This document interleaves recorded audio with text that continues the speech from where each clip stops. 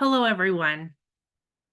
Welcome to today's special program, a discussion about the film Hiding and Seeking Faith and Tolerance After the Holocaust with Tzvi Dovid Daum and Kamila Klauzinska, who were both featured in the documentary. I hope everyone has had a chance to watch it. My name is Melissa Shore, and I'm a volunteer with 3GNY. Before introducing our panelists, I'd like to share a bit about myself and my connection to today's topic. I am a 3G. My maternal grandparents were Holocaust survivors from Poland. Like many survivors, my grandparents found themselves living in a DP camp, often known as a displaced persons camp, um, shortly after being liberated. The camp was located in Germany in what had formerly been a training camp for Hitler's elite youth. It was here that my mother was born in September of 1946, and at some point thereafter immigrated to Montreal, Canada. 14 years after that, they became American citizens. I actually knew very little about their life before the war, their life during the war, their journey to Germany, and their immigration to Canada. As in many families of Holocaust survivors, these events were not spoken about in my family. So in 2023, I began researching my family's roots and decided that I wanted to fly to Poland myself to see the town my family was from with my own two eyes. Little did I know what an amazing journey it would be and how much information I would find. In doing my research, online of course, I stumbled across an article about a man by the name of Menachem Daum, who had gone to visit the town in Poland where his family lived before the Holocaust. That town was Zunska Wola, the same town my family was from. I couldn't believe it. As I read the article, I came upon a link, which I clicked on just out of pure curiosity, and to my surprise, watched a documentary that would change my life. That documentary was Hiding and Seeking.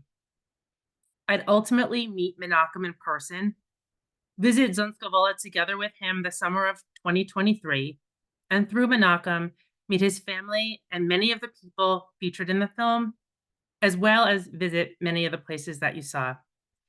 Menachem also introduced me to the genealogist that he worked with in the film, Kamila, who was able to build my family tree going back to my great-great-great-grandfather in the town of Zunskavola. So for the first time, I really knew who and where I was from. This afternoon, I'd also like to share a little bit about 3GNY with you. 3GNY is an educational nonprofit for grandchildren of Holocaust survivors and supporters. As a living link, we preserve the legacies and lessons from the Holocaust.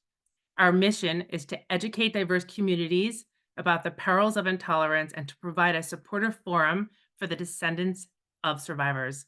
We empower 3Gs to share their stories. 3GNY's flagship educational initiative, We Do, which is short for We Educate, empowers grandchildren of survivors to compellingly share their family's Holocaust experience in school classrooms and with community groups. Through our grandparents' stories, we provide a human face to the past and a living link to the present, inspiring our listeners to stand up to hatred and to act with courage and compassion, something the world desperately needs more of today. Since 2005, 3GNY has trained more than 500 speakers in the New York, New Jersey, Philadelphia area, and other parts of the country. We've shared our story with more than 1,500 classrooms and have impacted more than 60,000 students and community members. And between our live programming and YouTube channel, more than 18,000 additional people have heard our stories. Hope is not lost. We need to keep doing this work now more than ever. You can help us accomplish this through a financial gift. This will go directly towards engaging more speakers and more schools, thus reaching even more students with these impactful stories. We do not solicit donations from schools, teachers, or students. We provide our programming to schools completely free to remove any barriers from connecting students with moving personal testimony from the Holocaust. Similarly, we provide community programs like today's conversation to help us all find meaning and connection through our shared history and identity. We are grateful for your donations to support our work and programs like this one. There's a link with ways to donate in the chat, and we hope you'll consider making a gift. If you've contributed before, thank you so much. It's because of donors like you that we can educate students and the community about the lessons of the Holocaust through our families' personal stories. So, before meeting today's panelists, I'd like to share a bit about their backgrounds, as well as tell you about my dear late friend, Menachem Daum. Menachem Daum, a 2G, was the co-producer of the film Hiding and Seeking. He was born in a displaced persons camp in Germany in October of 1946 to Holocaust survivors from Poland. So similar to my mother, he was born in Germany, a different DP camp, but was born literally a week after my mother. So they were very, very close in age. Menachem was an acclaimed American Orthodox Jewish filmmaker whose documentary films changed stereotypes Haredi Jews and non-Jews had of each other. Menachem was a humanist, driven to preserve memories of the past by linking them to the present.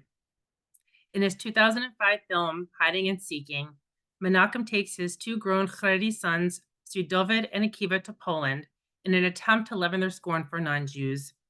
They spend time exploring Menachem's hometown with local Poles, and then they travel across Poland to seek out the family who risked their lives to hide his father-in-law and two brothers during World War II. Menachem had documented several stories of Poles who fought anti-Semitism and continued to do so by preserving and celebrating their country's Jewish heritage. The memory keepers he befriended promote reconciliation by challenging the stereotypes Poles and Jews have often inherited of each other. Menachem passed away unexpectedly in January of 2024 and is deeply missed by friends and family. And I'd like to thank everyone here today for taking the time to watch Menachem's film and to honor his legacy. Tzvi Dovid Daum is a 3G, the eldest son of Menachem Daum. He and his younger brother Akiva are featured in the film Hiding and Seeking, as you saw, as they accompany Menachem on an unwelcome journey to Poland with an unexpected outcome. Having lived in Israel during the filming of the documentary, Tzvi Dovid now lives in New Jersey. He taught at the Jewish Foundation School in Staten Island, New York for many years, and is currently the Director of Curriculum Initiatives at the Consortium of Jewish Day Schools in Staten Island. Carrying on his father's legacy, Tzvi Dovid is spearheading a project to restore Jewish heritage in his maternal grandfather's town of Zaleszyce, Poland. Kamila Klauzinska is a genealogist with a PhD from the Department of Jewish Studies at the Jagiellonian University of Krakow, Poland. Prior to working on her doctorate, she earned an MA in ethnology from the Faculty of Philosophy and History at the University of Łódź, Poland. Dr. Klauzinska has been a visiting scholar in several prominent institutions, including the Russian, East European, and Eurasian Center at the University of Illinois at Urbana-Champaign, and has been awarded multiple prestigious scholarships and awards. The scholarships include a Jagiellonian University Scholarship, a Rothschild Foundation grant, and a grant from the International Institute for Jewish Genealogy in Jerusalem. The International Institute for Jewish Genealogy and Paul Jacobi Center awarded a research prize to Dr. Klauzinska for her doctoral dissertation, Modern Genealogy of Polish Jews. In 2005, she earned the Prize of Ambassador of Israel in Poland for taking care of the Jewish cemetery in Zinska Wola, the one you saw in the film, and for additional educational work related to the history of Jews in the town.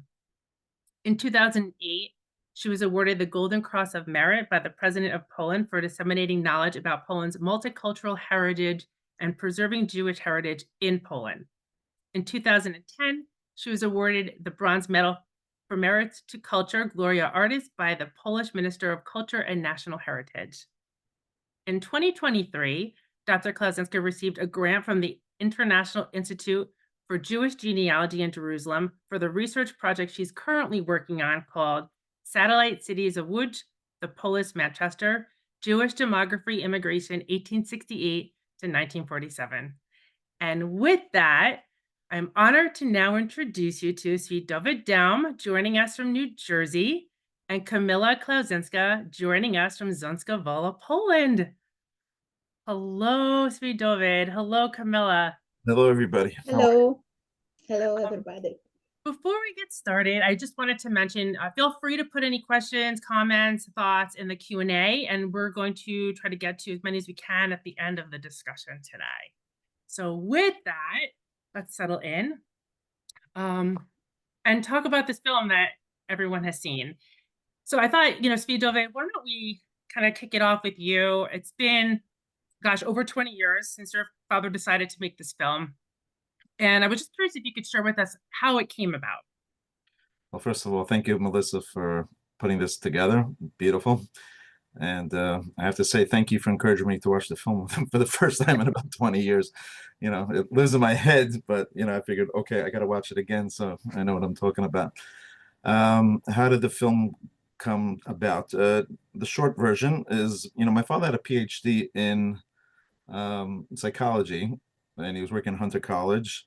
And he decided he doesn't like doing that anymore. You know, so he decided to quit his job and become a filmmaker. He always thanked my mother for working and supporting the family because he was a self-unemployed filmmaker. And as part of his job with he worked for Hunter College, he would write proposals to fund various programs. So he decided to turn that skill into writing proposals to fund films. Of course, there's a lot of rejections when you do that, but eventually he made his first film called The Life Apart, which was about Hasidim in America, how they all, live their own thing.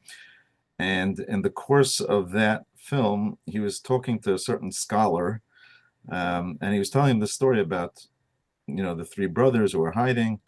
And then Oren Radovsky, who was co-producer on the film, said, "I think there's a film in there.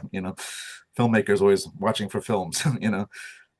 So they wrote a proposal, and and it was described about faith. I think that was a topic that occupied my father's mind for forever. This issue of people who experienced the Holocaust, why did they keep their faith? And that's something which he touches upon in the film. And eventually, together with Oren, that's what came out. Yeah. Wow. Thank you. Um, Kamila, is there anything you'd like to add? I know you first met Menachem when he came to Zanskavala working on the film, but you knew him for many, many years after. So is there anything you wanted to kind of add to that? Yes, that was first time actually when I met Menachem and Rivka and Tzvi Dovid Akiva. It was my first time in life meeting a religious Jewish people. So, it was an exceptional meeting, which completely changed my life. So that's it. And today it's actually difficult to say something based only on that film for me. It's based on the years. Next 20 years, we used to be a friend with Menachem. Yeah, yeah, thank you. So we had wanted to share a clip from the beginning of the film where Menachem really shares his views on religion, and then kind of talk about, if both of you felt like what he was trying to accomplish was accomplished. Like, did he succeed? So let's take a look at that clip now, and then we can talk a bit after the clip. So let's view that together.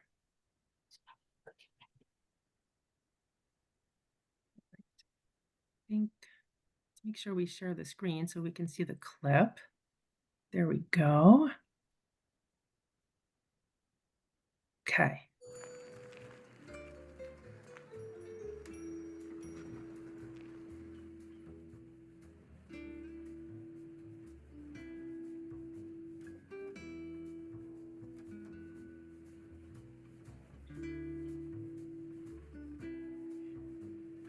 I think I'm an enigma to my children because in a way I spent a lot of time as they were growing up studying the Talmud with them.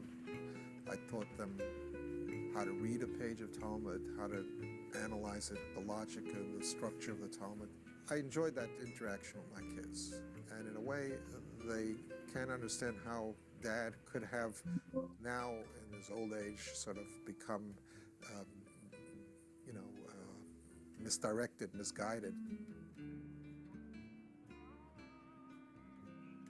The goal of all religion is to bring us to a level where we can see the divinity that's all around us.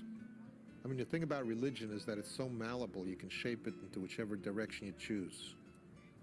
And I believe better no religion than a religion that doesn't see godliness in every human being.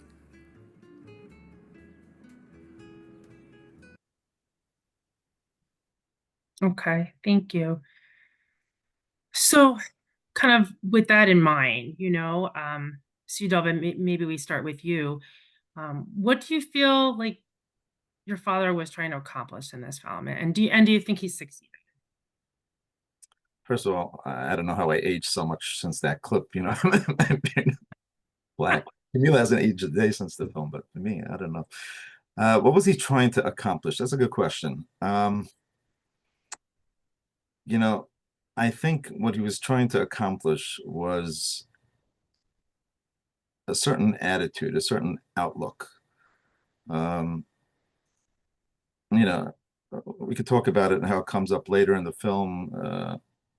The message that he was brought up with in terms of his parents, the outlook to non-Jews, and that was coming from a certain place. And I think over the years, Jews, wherever they've been, they've always had to, manage to flex the rules to get around, different things. So, I mean, there is a long history of anti-Semitism. We're going back thousands of years, and I don't have to tell you. So, there could be an attitude that all non-Jews are the same, and that's sort of the default position. And I think he was concerned about that. And I don't think he meant to say that trust everybody or don't be naive or be naive or whatever it was, but it was don't there's a Mishnah that says, like, don't disregard every person. Every person has their place, every person has their hour, every person has a time. Every person is special in God's eyes, no matter what religion they practice or whatever it is. And so his message was to see the godliness in everybody. Like every human being has a spark, and I think that was the message he was trying to create. Now, it doesn't necessarily mean that we were in some crazy place beforehand, but I think not only for us, but I think it was also a message for the community at large. Like, you would see certain people that would sort of, consider themselves, let's say, I don't use the word above the law, but it doesn't apply to us because you guys don't care about us anyway. A certain disregardful attitude, and that's what he was trying to impress upon everybody, I guess. Mhm. Did he succeed? Yeah. So I want to say, I'm going to share one picture here, if I may, that we put on his tombstone, because he passed away about a year ago. So let's just see if I could. Let me just see if I could find that. Let's see here. No, where is it? Did it disappear on me? Oh, here. Do you see this tombstone here? I don't know if you see that. Am I sharing that? Not yet. Let's see. Okay, here. Oh, it's loading. Here. All right. So do you see the tombstone? Yes. Okay. So it's in Hebrew, but here on the second to the last line here, we wrote, he showed God in creation. He loved hiking. He loved, seeing God in creation. And the last four Hebrew words are V'tzalmo b'chol ish nivra. He loves showing God and his image in every created person. So, that's a message that, he talks about his ethical will. That was his, that's what he was trying to leave for his children. That was a message that came across, and we inscribed in his tombstone. So he must have accomplished something. Yeah. Thank you for sharing that. And I'll say it, Camilla, I want to get your thoughts on this, but I met him and I only know him for a short period of time, but I would agree with you that I saw him seeing that spark, and he treated people with this kindness and this respect and this curiosity that certainly touched me. And like I said, I only knew him for a short period of time, but I felt like I knew him so much longer. So thank you for sharing that. Camilla, did you want to talk a little bit about, what you felt like Menachem was trying to accomplish with the film and if you thought he succeeded? I think what I am thinking about, not only hiding and seeking, but then also the later activities of Menachem here in Poland. I think that what Tzvi Dovid says, that he lost some, leave some ethical will for his family. I like to say that he left this ethical will for all of us. So I know that Menachem was a big, big dreamer. I'm not sure if he was such a big dreamer to imagine that one day, Tzvi Dovid, you and me, we will talk together. I'm not sure if he was such a big dreamer that one day Tzvi Dovid will come to Poland, we will travel together, that he will decide to continue his legacy. I'm not sure he was even dream about that. So, and you know, what he was trying to do through this film and through each meeting we had here in Poland with different people, different characters for his next and last film, I think that the main idea was tikkun olam. So Menachem was simply trying to repair the world. That's what he says, that, you know, he saw the sparks of divinity in each person. He loved to bring bridges. He used to love to gather people together. And I really witnessed this during our journey, I would say, because for me, this 20 years, last 20 years when I knew Menachem and we traveled together, it's like a big journey, really. What is, you ask if he succeed with this film. You know, I was thinking that, you know, there is the other film by Menachem, Lifta. And Menachem was not so happy with that film because I guess that he was not happy because he didn't get this tikkun olam, this idea in this film. So working on a film, I'm not sure, of course, this is my opinion, I'm not sure if he was always thinking only about the special goal he really want to get making a film. But for him, maybe in the same way, very important was what he was doing behind the stage, behind the camera. So working with people and showing them that all of them are important for him. And he liked to say that, you know, every person needs the attention. And so I think this is also the answer why he was actually working for on his last film for next 16 years. I think that this process of making a film was probably in a certain moment even more important for Menachem that make a great film, you know.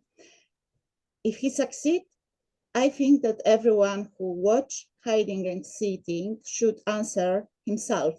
Did this film change me in some way? Did this film let me think deeper about some aspect of our life, how I can be as a human being, and is there something I can change in myself, you know? Yeah. You know, Kamila, you're talking about it, was he a big dreamer or not, you know? Did he expect us, we would have this conversation or continue, you know? We used to make fun of him. Like his last 20 years, he's been spending making a film about people in Poland who are memory keepers, people who are trying to preserve Jewish memories in Poland, people taking care of cemeteries, you know, with little recognition and all that sort of stuff.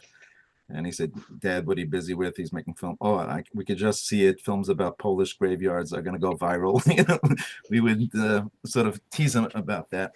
But you know, but I think you're right. It does tie into what he was trying to accomplish. In other words, he was looking for the humanity in everybody, you know, no matter who they are, what they're doing, obscure, you know, just people trying to put some light in their little corner of the world. You talk about Tikkun Olam, you know, everybody, you know, in our tradition, everybody has their mission in life, whatever that is. You know, everybody has their little spot in the world to make it a better place. And I think that's really what he was trying to do is, you know, to encourage.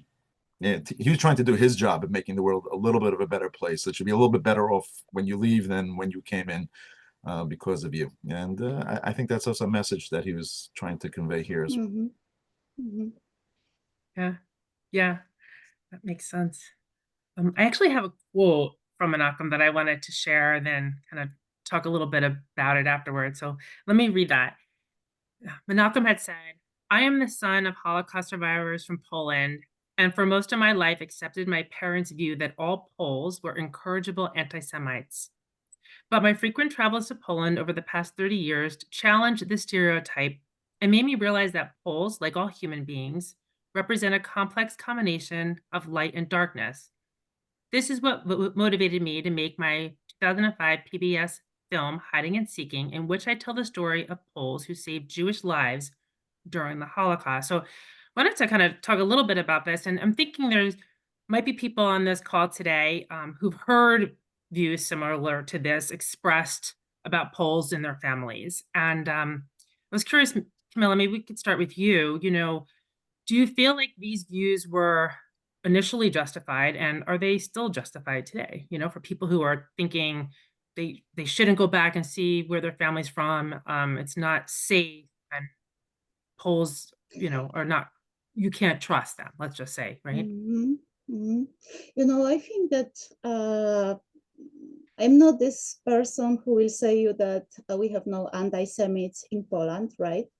So, but I meet different opinion. I hear different opinion from people who come to Poland. Some of them I can see they are really scared because they don't know what they should expect here. I remember the story when someone told me that coming to Poland and looking for the taxi, he was looking which driver looks not like anti-Semite. And of course, it's very dangerous today. I think that especially after October 7, we witness more and more anti-Semites here, but it didn't start after October 7 in Poland. It started earlier in 2015.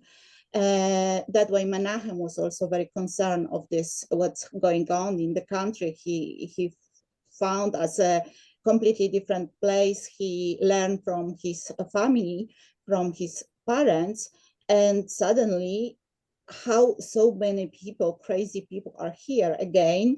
The Polin Museum was open a few years before, and we are right now in 2015, and we can see that these people appear from everywhere. I would say that even now it's worse. We have, for example, guy, I would say the well-known anti-Semite in Poland, and he and his party had a few years ago had only 4% of 4% support, and now we can see that they have almost 10%.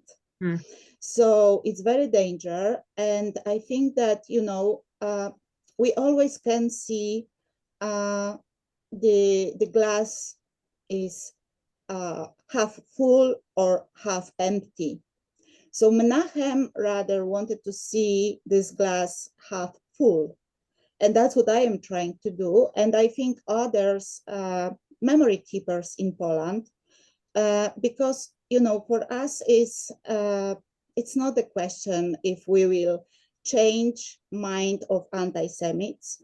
The question is if we will be able to persuade and to show the way how to speak out for bystanders, because that's the group we should struggle. I mean that we need more people brave who really would like to stop such thing. But it's very difficult right now because of the social media, or rather, I would like to say unsocial media, which completely change our world. So we don't know to which direction it will go on. So yeah, I'm not the person who, when 2004, Menachem asked me to interview Miss Mucha, Honorata Mucha, you saw in the film. And I really had no opportunity before to interview righteous among the nation. So that was my first time.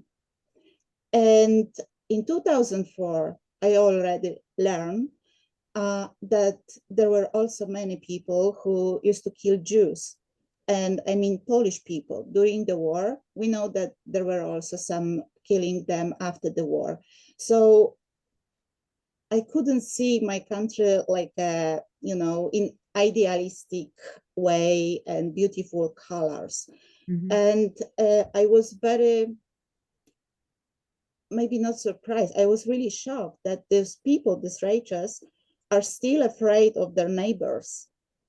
And I said, hey, 21st century, and they really don't want to share what they did during the war. That's crazy.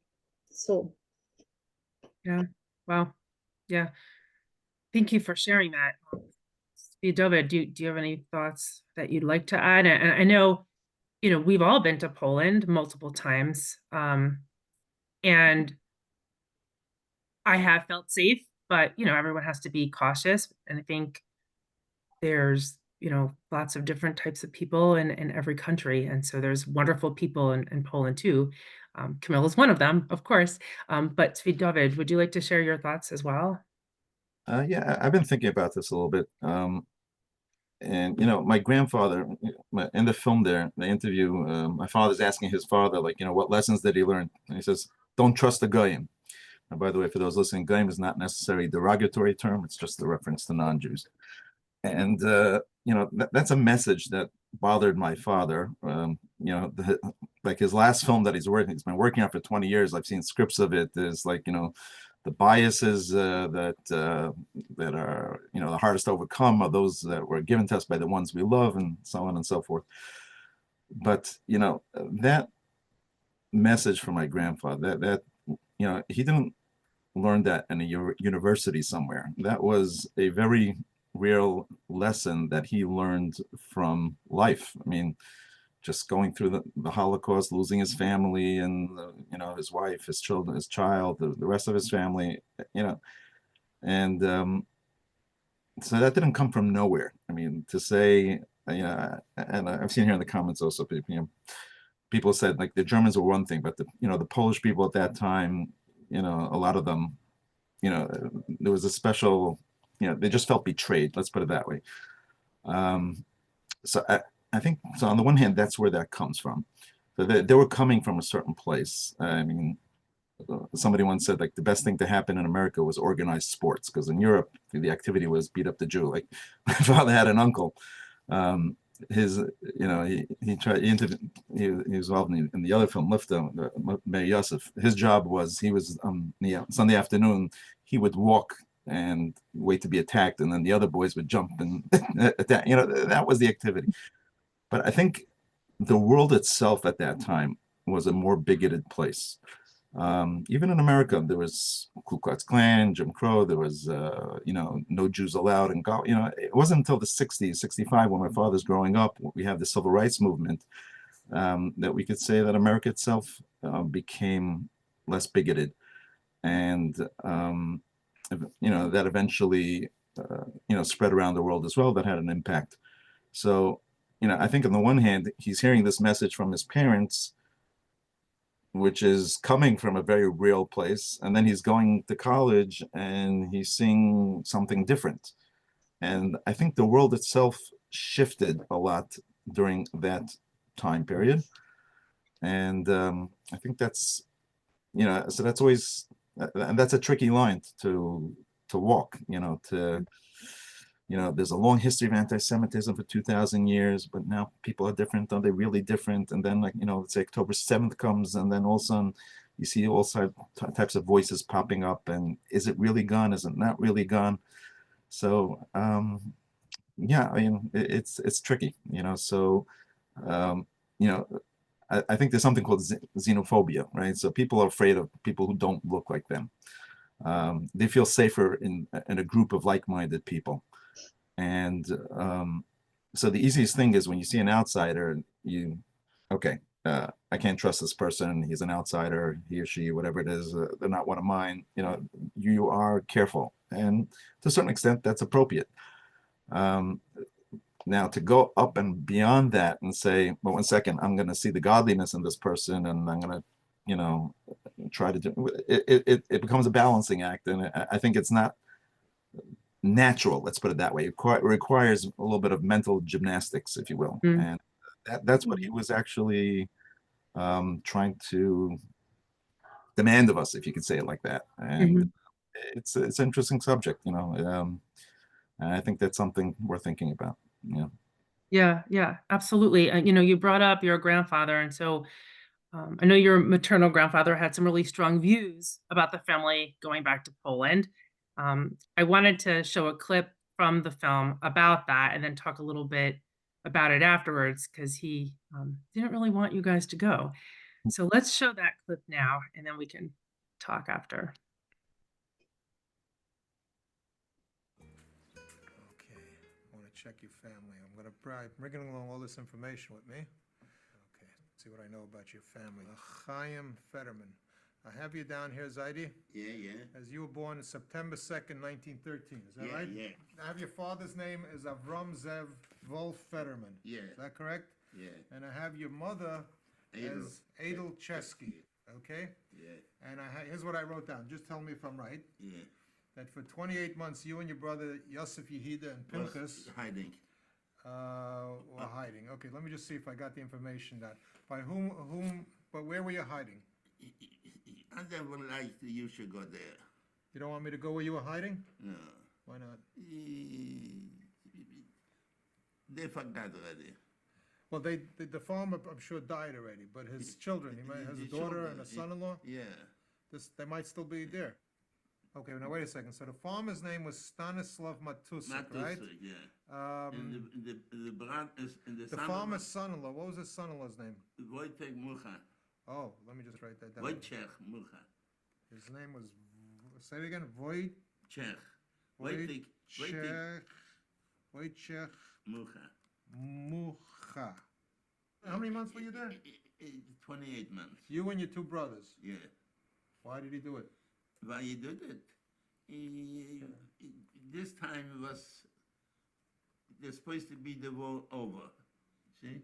He took me as just for a while. For a day, 2 days. When you know it, said that's going to take 28 months, he wouldn't take me. No. Huh? No. I agree with him, the same thing, he couldn't take. Couldn't. I mean, it was okay. So but he took a chance. He got it was a work. He got to cook for us, to bring the food. So, but he saved your life. He saved the life, yeah. Yeah. Otherwise, So all your children, all your grandchildren, otherwise I wouldn't be here. Right. Yeah. Without him, I would be not here. It was impossible. What should I tell them? Should I send them regards from you? No. No? I'm not alive. You don't want them to know you're alive? No. Why? Why? I'm dead. What was it that Mario Darton's Axel Gein? Ich habe das Ziel zu haben, die können doch so aushalten. Verstehst? Did you go back to Zalishitz after the war? I was back, but I was running back and forth. We were scared to stay in Zalishitz. After the war? After the war. What were you scared of? For the Polacken. They was killing. They was killing the Jews.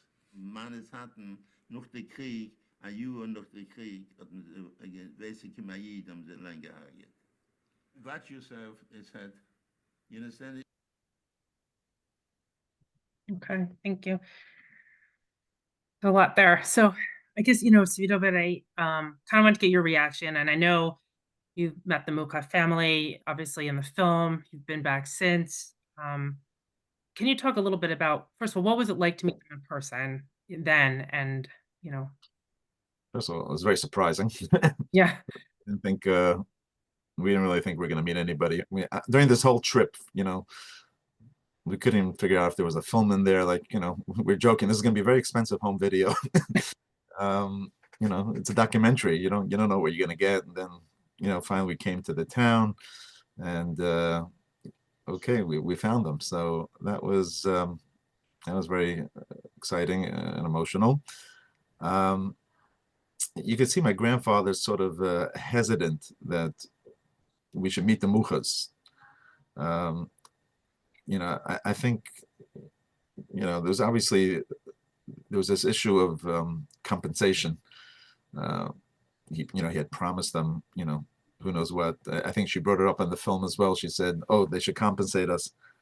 And I don't know what happened there after the war. Like, Kamila could maybe speak a little bit more about that. But I just think he felt he just couldn't deal with it for whatever reason. yeah, But it was nice to meet them. They were very nice to us. We actually went there again recently. We were just there in the summer. It was very nice to meet the family. They were very, um, very welcoming and so on and so forth. It was a pleasure to meet them. And actually, we went back twice because we went back the year after the film as well, and we had this little ceremony with the ambassador Yad Vashem. So yeah, they're very special people, and what he does mention over there, my grandfather does mention as well. Going back to Zalashitz, I mean, after the war, they did kill, there was pogroms, the Kels pogroms, there was in Zalashitz, one of the things my father was involved with was the Yisker book of Zalashitz. So, if you read that, he's involved in having it translated, but, they killed people after the war. He came back, people were afraid of, people had taken over other people's homes and they were afraid of having repossessed.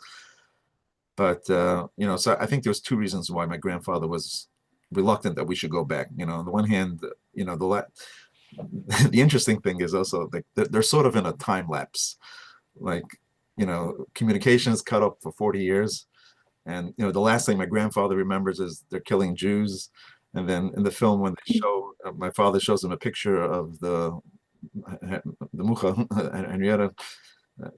Oh, she got old. Like people don't get old in 50 years, So, so there's some sort of like time warp, like there's a gap, and they're all, they're trying to resume after so many years. But it was emotional meeting them, seeing the barn and all that sort of stuff where my grandfather hid. It was very surreal, I would say, meeting them.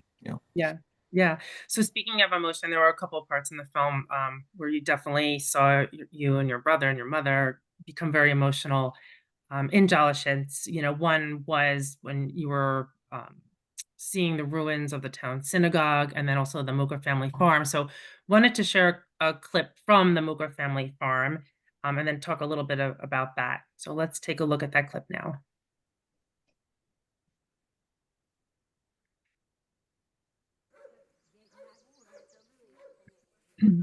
They want to make a blessing on this place that they found, the place that's. I want to say a prayer. One second. No, here. Yeah. Upon seeing a place where one's parents, forebears, Torah teacher, or a nation as a whole was miraculously saved from imminent danger, so make the following blessing.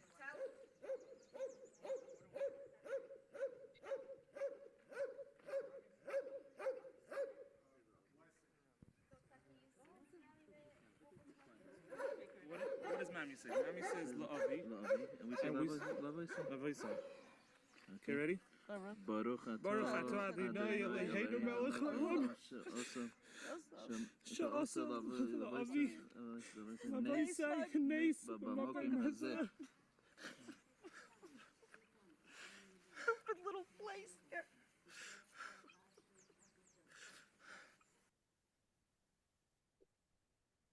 Yeah, that gives me tears in my eyes every time I watch it. So I guess if you talk about, can you talk a little bit about what that felt like for you in that moment, and then kind of what these places look like today, and what your relationship or the relationship between the Mukas and the three families, really, there were three brothers, right?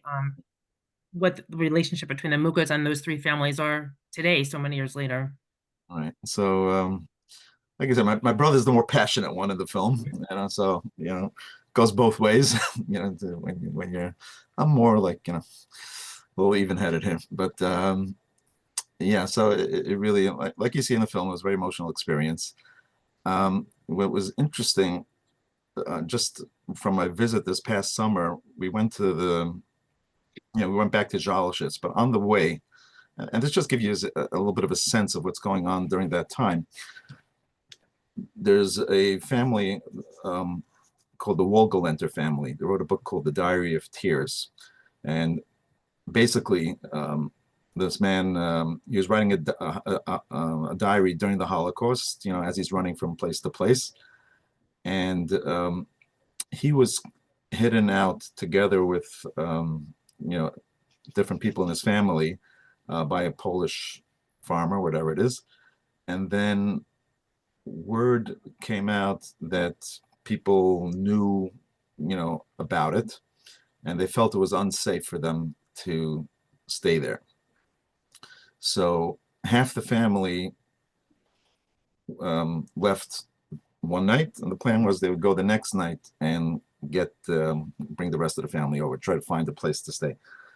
So what happened was, in this particular story, the diary went the first night, and then the second night, the farmer who was they were staying by basically killed all 8 of them, whoever remained behind.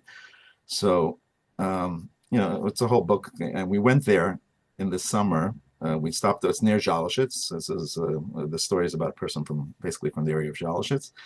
And I just want to share, just to give you a little bit of a better sense of like a little video that we took this summer.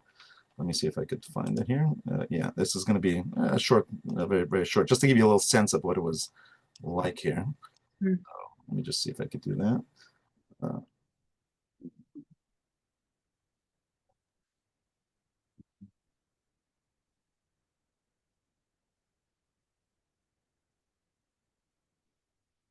Plus a share sound. I don't know if this is- So they slept up here? They slept and they lived up here, and the wind came in, and in the winter they were here, and basically the winter, and it was freezing cold, but they were happy to have a place. So this mattress is here. No, yeah, so that's not that's not the same, yeah. Yeah, so it was a very similar situation there. There's a barn, there's hay, they're under the hay, maybe it was whatever it is, but but there's also that danger my grandfather spoke about on the film, that one night some neighbors said that, oh, we know you're hiding Jews, and we saw them come out at night. My grandfather thought for sure that they would ask them to leave, and he said they didn't. To their credit, they did not do that. And to me, that's the most impressive thing. They asked my grandfather in the film, if it was up to you, if the role was reversed, somebody came knocking at your door, would you do it? And he said no. And I understand that. If you ask me, I have an obligation to my family, to my children, to my this, my that. And you ask, why did they do it? So I think this goes back a little bit to the whole topic of the film, faith, and there's what causes people to act in a certain way. It's an interesting question. I remember I read an article, and it must be over 40 years ago, in Scientific American. For 1 year I had a subscription as a kid, and the question was, according to the theory of evolution, it's survival of the fittest. So you should only really do what's good for you. So why is it that sometimes people act altruistically? They do something totally for somebody else. And the only answer they came up with was, it's a mistake. In other words, yes, sometimes you have to do things that you don't like because you understand that in the long run it's good for you. So you pay your taxes. You don't want to pay taxes, but you understand that if you don't pay taxes, it's it's not good for society. So you're used to doing things that sometimes are not good for you, but you understand that there's a long-term benefit. But to do something with no long-term benefit, no rational, reason, in theory, you shouldn't do it. It must be the brain is just making a mistake. That was that view. I hope there's a better answer than that. But, sometimes it's just very hard to give a reason as to why people do things, why did they want to save this family? It's a danger to your life. Every rational reason would be, don't do it. Why are you keeping your faith after the Holocaust? Don't you see what happened? And everybody has a different way of responding to it. I don't know. I think that was one of the points of the film, is to get people to struggle with that idea. And that's something really that my father struggled with his whole life. His moniker on YouTube was full of contradictions. That's what he called himself. And the truth is, life is all about contradiction. We try to sort out our contradictions, but at the end of the day, war is a mixed bag. And, people like to draw straight lines. This is good, this is bad, this is black, this is white, this is this. And, are Polish people anti-Semitic, they're not anti-Semitic? There's no clear straight line going through everything, and even within one person, sometimes they're like this, sometimes they're like that. And, I guess part of our goal in life is to sort of try to sort out those contradictions as best as we can, but they definitely exist. And, Kamila talked about the journey, he didn't like people who claim to have all the answers. He liked it when you were on a journey exploring. You admitted you didn't know everything and you were just happy to explore, Yeah, no, thank you. Thank you for sharing all of that. I wanted to give Camilla a chance to talk a little bit about the Muka family, and I know we're coming up on time, so I want to be mindful of that. So also mention, if you have any questions or thoughts, please feel free to put it in the Q&A. I saw a couple of thoughts come through the chat, but now would be a good time. If we have time, we'll be able to answer them. But Camilla, if you wanted to just kind of talk a little bit about also the Mukas, you've been to the farm.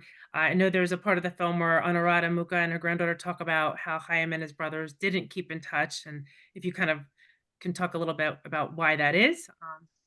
Let's take a minute on that. Okay. First, I would like to add something what Tzvi Dovid told about this family. And we visit their grandchildren, I guess, right, this last year. And so there is some hope because they would be very upset with such a big group who suddenly just came to their farm, big bus of people, but they just welcome us, right? So I really believe, and I want to believe, that something changed in the hearts of these people. If we are talking about Muha family, first of all, I really love all meetings of Menachem with Honorata. I think that they really had some very special connection, and it was unique and very, very strong. Really, they really were waiting for themselves each year. So each year, Honorata was waiting for Menachem, and Menachem, each time he visits Poland, he must go to Działoszyce. Even we attend the wedding, I guess, or the second day of wedding of Honorata's grandson. So that's how Menachem continued this relationship with Muha family. But when we, of course, we cannot expect that everyone, like Tzvi Dovid or his children, will also keep such connection with them, because all of them live in already with different worlds, right? And I don't mean here, I have not in my mind that you are religious, you are not religious, blah, blah, blah, but we have all our problems, right, to solve in our life. But, when going to Muha family, and what's happened after the war, and what you can see in the film, they were not in touch, they didn't thank, they, whatever. Of course, that time when Menachem traveled with his family to Poland, it was like, we will find them or not. We don't know. Finally, they found them, but even though we didn't know the story. So when Menachem finished his work on the film, and I went to Jewishes and started to talk with Honorata, we learned much more. So first of all, they were in touch for many years. I guess the last letter they get in 1957. So, 10 years, more than 12 years after the war. You saw those letters. You saw those letters. Those letters. They showed us those letters. Yes, they show us these letters. Yes, exactly.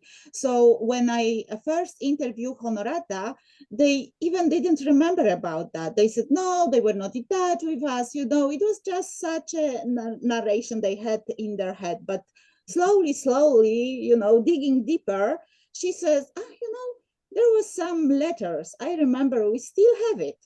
And they start to look for these letters. So they also try to, bring the memory to themselves.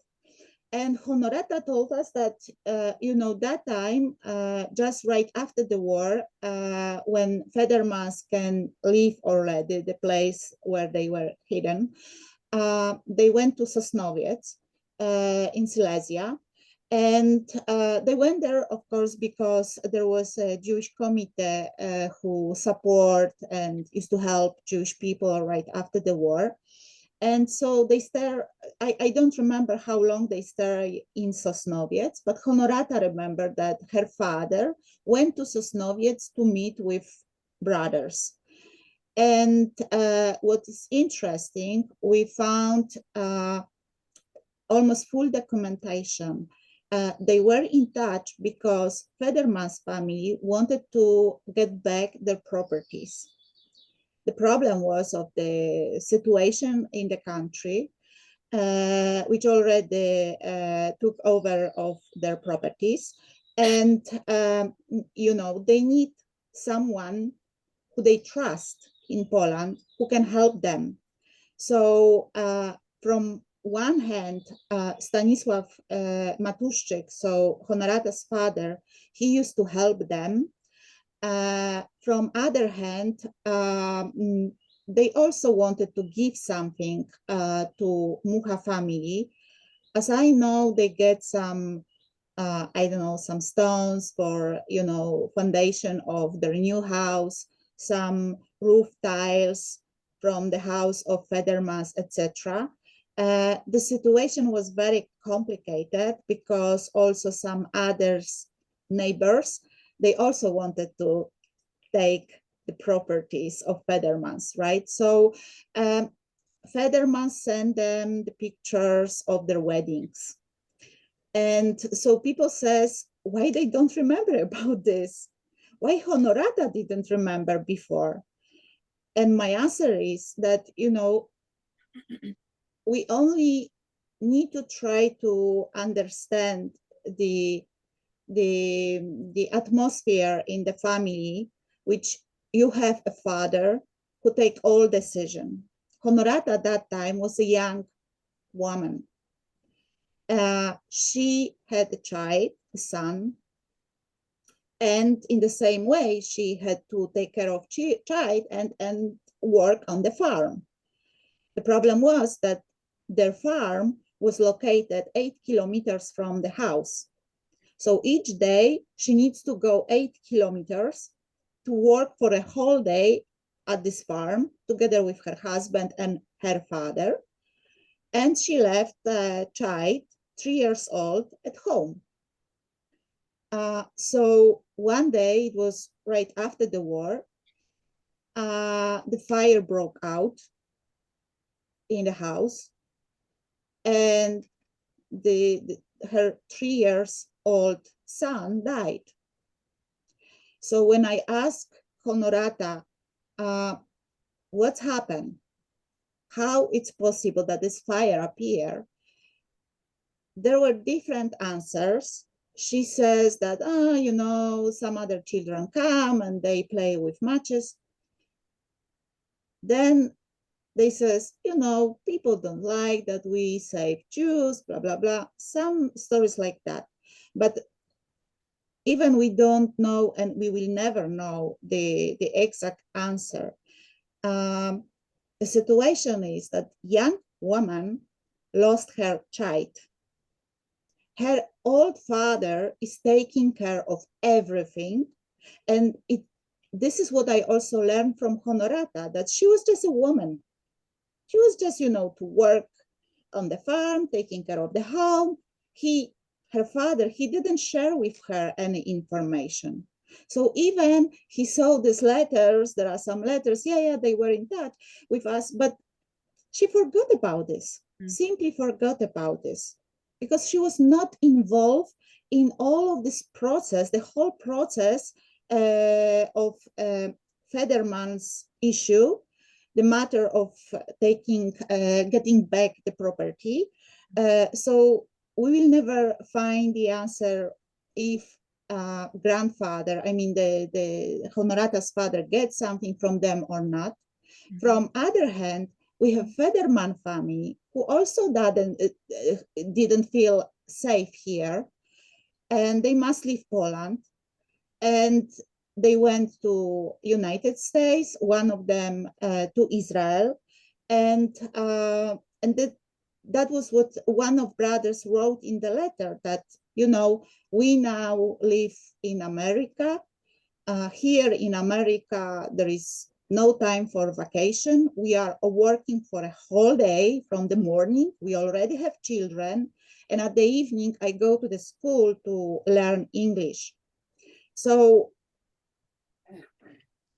maybe if the situation was different, maybe they would stay in touch till today.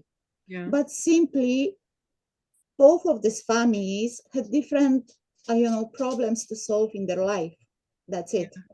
Yeah, it's complicated for sure. And thank you for giving us some more of the information and background behind that, and making it real for us. I mean, there's much more than what we saw just in the film. Yeah, absolutely. Yeah. So I wanted to wrap it up because, believe it or not, it's been over an hour. That went fast. And I just want to say, if you have any questions, feel free to reach out to Tzvi Dovid or Kamila directly. Their emails are in the chat, or you can certainly reach out to 3GNY and they can pass the information along. But we're really glad that you were able to join us today. And there's a link in the chat to a survey. We'd love to get your feedback so we can continue to improve programs like this. And I just want to say a big thank you to Tzvi Dovid for sharing his father's film with our community, and both to Tzvi Dovid and Kamila for sharing their thoughts on the film and what it meant to them and its purpose, and how many years later it's still relevant, the message. So thank you. Thank you again. Thank you everyone for joining, and enjoy the rest of your weekend. Thank you. Thank you.